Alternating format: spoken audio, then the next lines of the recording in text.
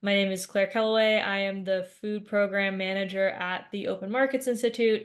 At Open Markets, we study trends towards economic consolidation, corporate consolidation across the entire economy. I cover all things food, specifically from seeds to meat processing and retail. We do a combination of reporting and storytelling and investigative work to understand the harms of concentration and how they're showing up in the food system, and then also with our team of lawyers and economists and legal experts, put together policy suggestions using antitrust tools to try and make more fair and competitive markets, which was a focus of digging in. And I'm going to talk a little bit today about, building on some of the themes of the movie and also giving an update on what's been going on in this policy area since the movie. So if you'll go to the next slide. Um, so for those who have seen the full film, it focuses quite a bit on farmland consolidation and also meat packing consolidation, but truly the whole food supply chain suffers from high levels of consolidation that, according to antitrust experts, are likely to lead to market manipulation, price coordination, abuses of dominance, things that we've seen food companies, frankly, face a lot of charges on recently around price fixing allegations against meat companies, price gouging allegations around big packaged food companies.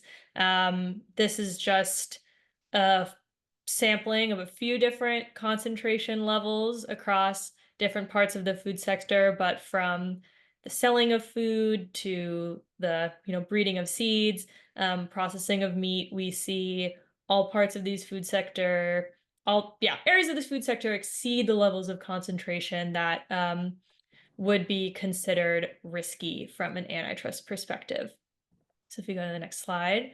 I totally forgot that I had said almost this exact bit in the movie, but I think I got interested in antitrust policy because I find it to be a really empowering and interesting area of policy, in that this structure of food production isn't, an inevitable natural outcome.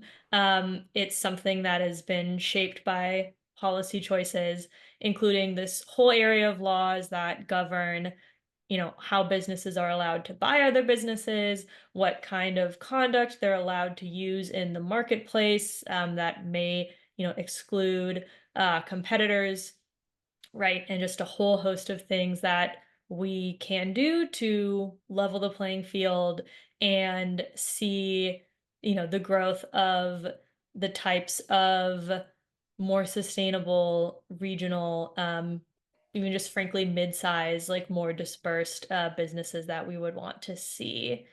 If you'll go to the next slide.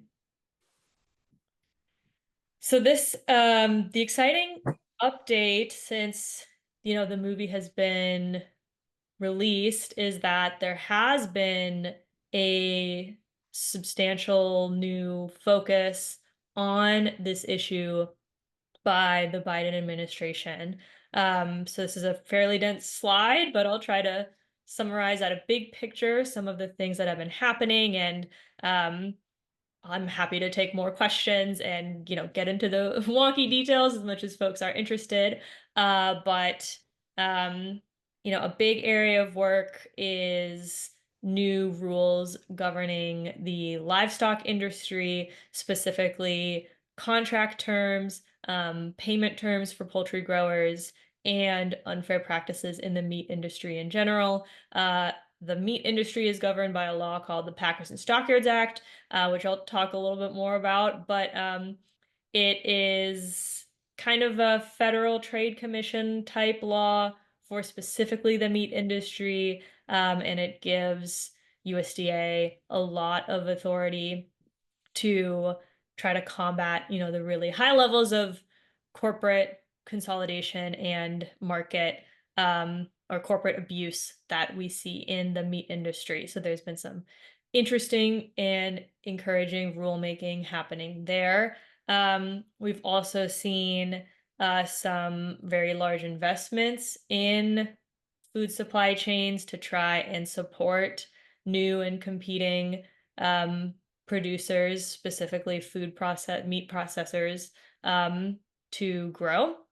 And then on the litigation side, we've also seen a much more active Department of Justice and Federal Trade Commission. These are two agencies that enforce our antitrust laws, and leaders in both these agencies have made a real point of acknowledging the food system and paying attention to both coercive conduct and big mergers that have been happening in the food system. So starting this week, a trial against Kroger and Albertsons attempt to merge has started.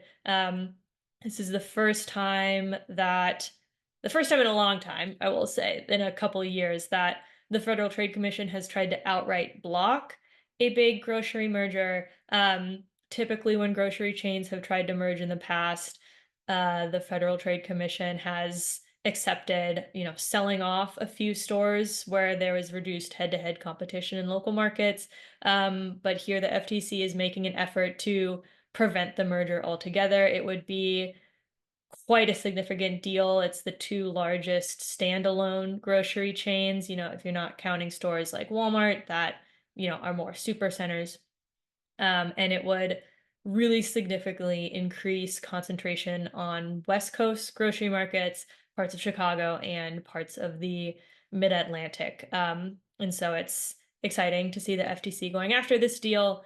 We've also seen the DOJ target meat packing companies for sharing data with each other in hopes to suppress prices paid to farmers, suppress wages paid to workers, and increase prices paid to consumers using a tool called AgriStats. Yeah, a very kind of vanilla sounding tool that has actually been a part of a massive price fixing conspiracy that the Department of Justice is targeting directly. And then a lesser known litigation that I thought I would bring up is against pesticide companies, specifically Syngenta, who were found to be offering loyalty rebates to distributors to block generic pesticides from entering the market.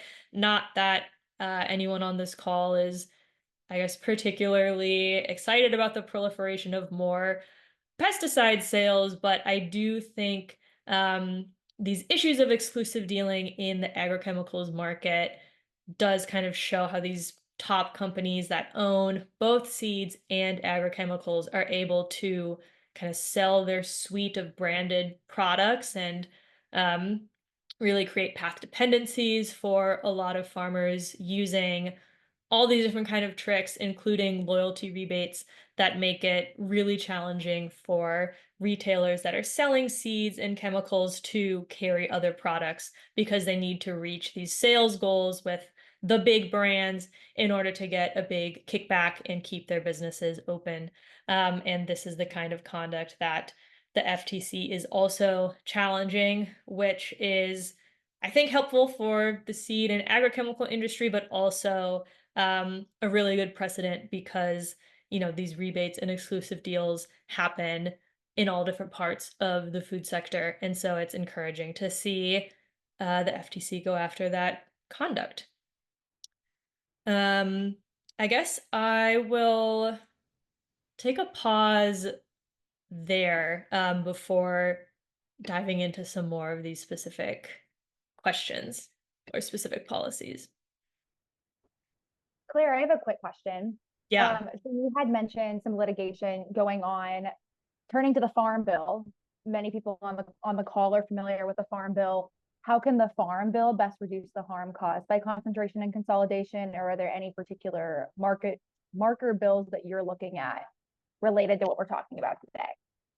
Yeah, so there are some marker bills that are uh, kind of incorporating different aspects of the rulemaking that USDA is doing around the Packers and Stockyards Act. So, the Farm Bill and USDA are two ways to get at that, and the Farm Bill is kind of a backstop if, the USDA isn't able to complete their rulemaking, but so far they have been working on that. And to the degree that systems of subsidies and crop insurance subsidies and farm payments are, I think Ferd, who was featured in the film, mentioned this, forms of risk management that make it less risky for individuals to operate larger and larger farms. There are more systemic issues that get at some of the underlying incentives that are fueling consolidation. But admittedly more, straightforward antitrust policy doesn't have its home in the Farm Bill. It's housed more in the Judiciary Committee and within agencies, notably USDA, DOJ, and FTC.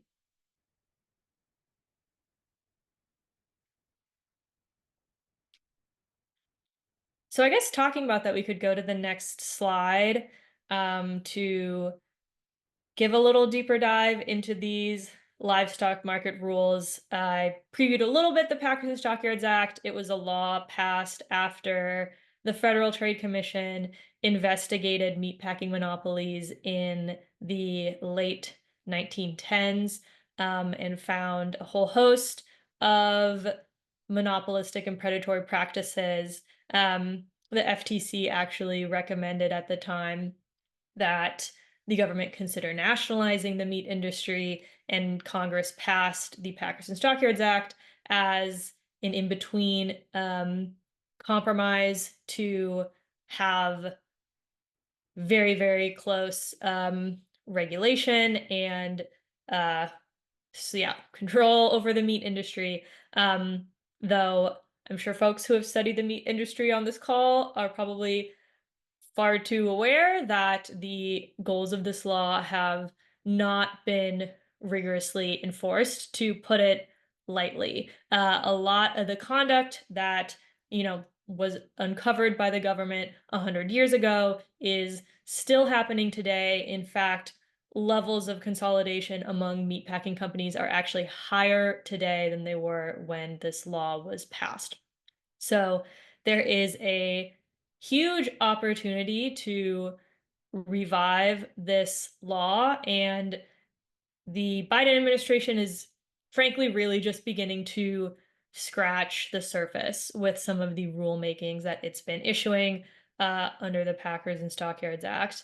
So two that have been finalized are rules that would require poultry companies to increase their disclosures in poultry contracts to address issues where farmers sign these contracts having promises for the amount of income that poultry companies have told them that they could expect, when in reality they're paid in ways where their income is significantly lower and significantly more unpredictable based on ranking systems like the tournament system that pay farmers.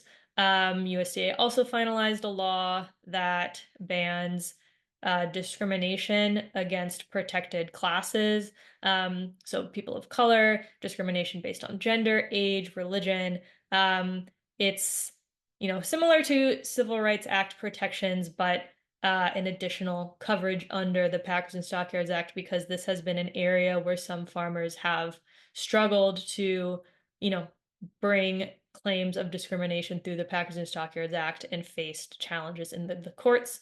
So this would really strengthen those provisions.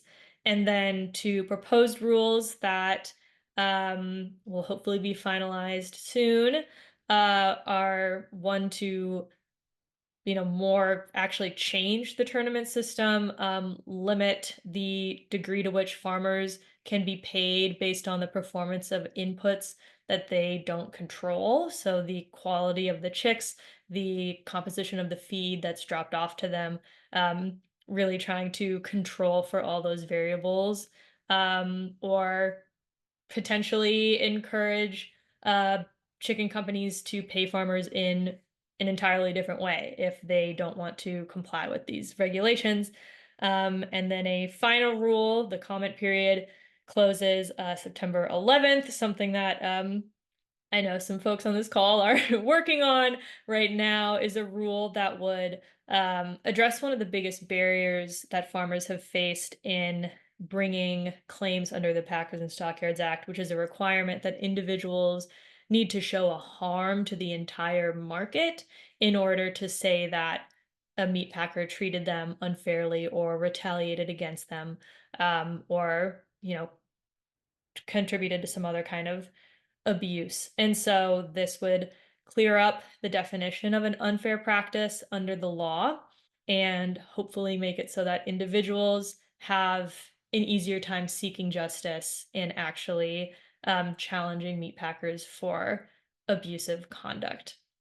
So yeah, that is a super, super quick summary of some of this work that's been going on. And happy to take more questions. Holly, I know you had some. I see one from Lauren in the chat, which I may take now because it's relevant to this Packers and Stockyards discussion. Lauren's asking, what do you expect the outlook for work on Packers and Stockyards to be if the Democrats win in November? Is Harris expected to continue Biden's work on the act?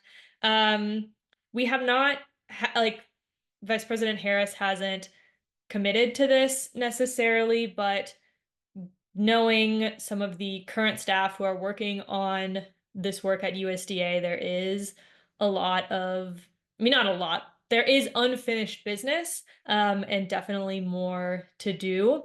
So I think I am hopeful that there will be even more kind of specificity and building upon some of the rules that have been introduced in this administration. I also think something that we've seen with a decent amount of antitrust rulemaking under the Biden administration at USDA and at FTC is wanting to see how these rules fare in the courts. The courts are fairly hostile to administrative action. And, with things like the FTC introduced a rule to ban non-compete agreements, they used a rulemaking authority that the agency hadn't used in a long time. And before they continue to make, more rules under that authority, they're wanting to see what's going to happen with their non-competes rule.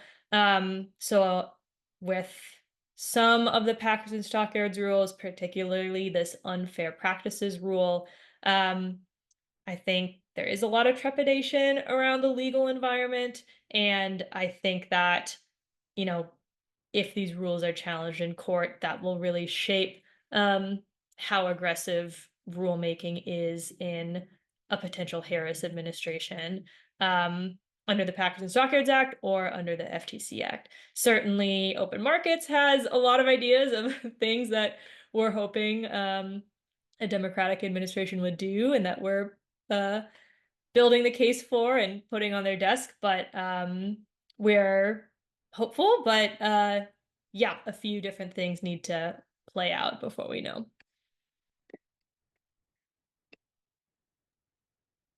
Awesome. I have a question for you, Claire, going back to the film really quick.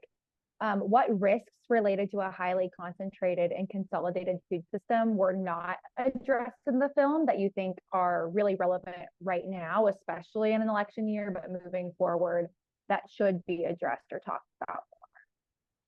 Definitely. I guess I forget where this film, I think the film mentions super briefly, like the infant formula example. But I do think yeah, just bigger supply chain fragilities that consolidated production have cannot be understated. Everything from we see the impact of, you know, weather in other countries with highly concentrated commodity production, like sugar and cocoa, is affecting the snack industry and allegedly prompting a company like Mars to get nervous and want to acquire a salty snack company because it's realizing it's has this concentrated supply chain, and rather than try to deconcentrate its sourcing, it's instead going to diversify its product spread to try and protect itself that way. So we can see the Wall Street response to addressing the fragilities and risks of concentrated food production is, in this case, to get bigger, not to actually address the root cause of the problem. Um, and yeah, I mean, there's so many implications of the kind of intersection of increased climate risk and highly concentrated production and highly specialized, highly concentrated supply chains, and the just general disruption that can have, and also the potential ability it can give companies to um, claim that there is a disruption and raise their prices, sometimes, you know, unjustly so, sometimes to the point where they are not just passing along their increased costs, but actually increasing their profits. Um, so yeah, I would say it's risky all around. And it's really risky in preventing a transition to something that is more resilient when you have these companies blocking market access, using things like exclusive deals and, kickbacks, and just, being very large and preventing others from growing. Um, we can't afford to have that lack of innovation right now when we need, the food industry to be changing. So that's another side of the risk. Awesome. Thanks, Claire. We have two more questions in the chat. Um, one from Kate. Is concentration and consolidation primarily regulated at the federal level? And are you able to share any recommendations for how these federal policies might be administered or limited on the state level, and where you're seeing opportunities for administrative advocacy with state legislatures or litigation? Yeah. No, there absolutely are things that can be done at the state level. Lots of states have state level versions of federal antitrust laws that can be used by normally the attorney general, or, updates can be passed in the state legislature. So I'm based in Minneapolis. I work really closely with the Minnesota Farmers Union, which works closely with the Minnesota Attorney General. Who has been both like joining big national cases like the AgriStats case that I mentioned, but also looking for antitrust violations at the local level and introducing laws to, yeah, increase their ability to go after actors who, if they affect constituents in your state, then attorneys general can go after big national companies. But there's also, small, I mean, not small, but like, things that can be passed in state markets that can affect national competition. Colorado, among some other states, passed right to repair laws for farm equipment, basically saying a big company like John Deere can't require you to fix your tractor with John Deere. You can take it to other places or use other parts and services, which previously companies put in a lot of restrictions to prevent farmers from having competition in the repair market. And so those are laws that have been passing at the state level and might eventually become a national standard, but definitely, change how Deere is going to do business across the country. So there's a tons of different things that are going on and, could continue. I've been talking with some states that are interested in yeah, looking at like rebates and loyalty kickback schemes in things like school meals, for example. Um, has not been introduced yet, though. Awesome. On the flip side, could you talk a little bit about global implications of concentration in the US? Also, any recommended reading, watching, listening? I know we're going to plug your newsletter at the end of this, but for people who want to learn more about the topics that we've discussed, if you have recommendations. Yeah. Oh my gosh. I think it's a group called SOMO, SOMO. I think their report is called Hungry for Profits, but that is a super great primer on kind of global commodity supply chains and how, yeah, absolutely concentrated companies, oh, nice, in the US, but also globally have a huge impact in restricting farmers' choices all over the world. A company like Bayer, which acquired Monsanto, right, well, it's a German company, actually. Monsanto was a US company. But still, that is one company that has a huge control over farmers, choice set for the crops they can grow around the world. And yeah, there's really so many different examples. A great book that really got me into this work is The Meat Racket by Chris Leonard. I think that really explains well the kind of levels of corporate domination and control in the meat industry using kind of Tyson's rise as an example. It's just also really compelling and well written. But I can definitely put up a list. I think there is a list of some resources on Food and Power, which is the website that I run as well. Awesome. I think we'll all be interested in a list of recommended readers. If we have any readers, podcast listeners on the line that would love resources that you are able to recommend. Hmm. We are a little over time, but there are a few questions in the chat. And I am happy to send those to you, Claire, afterwards, if that's easier, and you can give some answers and I can send that in the follow-up email, just in the interest of time. But kind of last question for you. We have a lot of funders on the line today. If there is one call to action or thing that you think funders should be supporting or saying more about, what would that be? Yeah, obviously I study concentration every day. I think it is really related to a whole host of issues, and is really, at the end of the day, about targeting power. Like if you're interested in, yeah, targeting sources of power that are preventing change, I do think you need to be looking at tackling consolidation and market structures and fair codes of conduct. And yeah, there is just I don't know. I really respect and admire all the partners I work with. I see Rafi's on the call. We have groups like Work and Farm Action and RCAF and Food and Water Watch, um, folks who are mentioned in the call, but at the same time, it's not a huge space. And we need it to be like 3 times as big to take on the forces that we're up against. So I think it's yeah, super interesting area of work to support. Awesome. Well, thank you, Claire, so much for sharing your perspectives with us. For everybody on the line, this is the first of our Digging Deeper series. We will have several more of these calls throughout the rest of the year. And then all of the materials collected, Claire's answering questions for us offline. They will be available in a multimedia discussion guide for you to use for future screenings.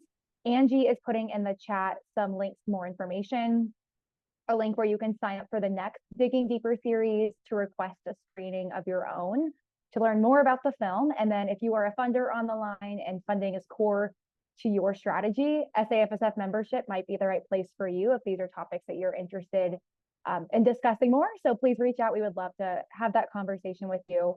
With that, please sign up for our next one. And thank you so much for joining us for the first of the series.